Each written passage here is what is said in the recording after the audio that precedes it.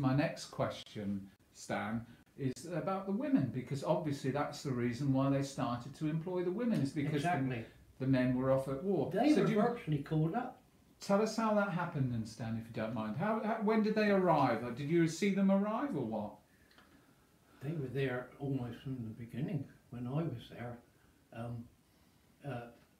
They were given sort of more straightforward jobs in my line, which was wiring the power boats. They were given the more straightforward work.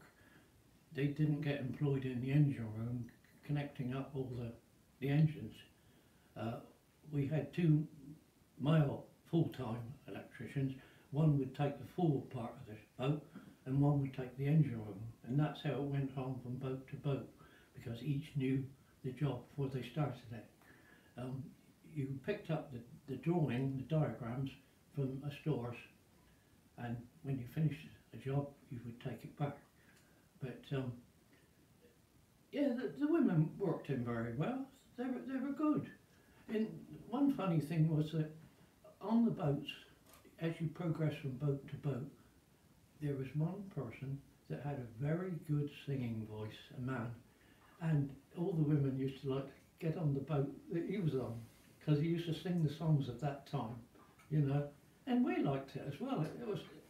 It helped the job along, you know, made people feel better. It was a very friendly atmosphere, yes. It sounds like. They had the music while you work, which was about an hour after 11 o'clock, something like that. But that was just one of the things. But the women worked in okay, as far as I could make out.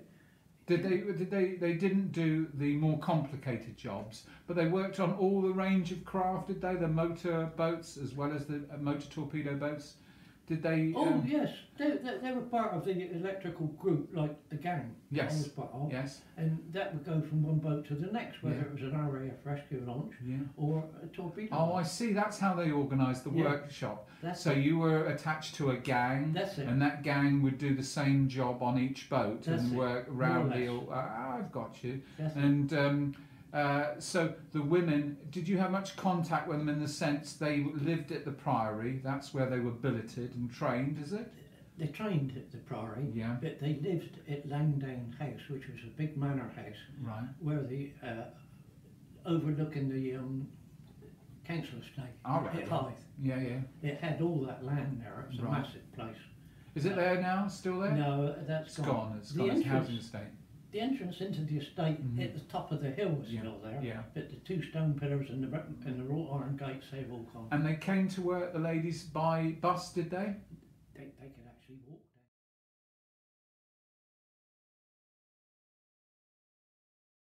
there. Stan, I've heard this story about how some of the apprentices were invited along to the women workers' Christmas party. Have you heard this story before? Oh, it does ring a bell. Yeah, were you ever invited along to one party? Can you tell us a little bit about that? We knew there was one going on, and a friend of mine said he was going to go. Would you like to come? So I said, yes, I'll come. So we wandered in the gateway and then walked up the drive and into the door of this big house. And these women were all in there dancing around and bouncing balloons up in the air, and we thought it was wonderful. Then we looked down because one had deflated, and we realised it wasn't a balloon at all. Right, and did you enjoy the party? Did you enjoy the party? I wasn't old enough to really enjoy it. And then I understand that the women actually went out onto the boats sometimes with the men working on the boats, and sometimes got caught in compromising positions. Well, do you know a story like that? There was only one occasion when the electrician I was working with on a 41'6" tender, as it was called, there was a tiny chain locker right in the bows with a door into it, and he finally got in there with one of the women workers, and she just had room to sit on his lap. And while he was in there, on came the foreman. He said, "Where's Ken?" I said, "He's just gone off to the loo." "Oh, all right."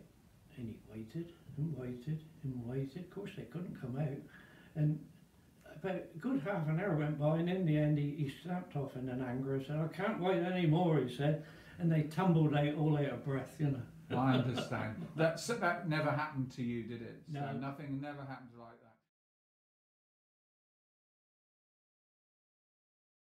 Everybody who sees this video will agree with me that it's been an absolute privilege to meet you and for you to be willing enough to share your reminiscences with us. And I'm sure for generations in the future we'll be able to benefit from the few kind words you've given us today. Thank you very much, Stan. Well, cheers. I'm pleased to see you both. I think it's good that someone like yourself is cataloguing all this. Otherwise, it's funny how it can all disappear in thin air otherwise. Thank you very much for saying so, Stan. Thank you. Thank you.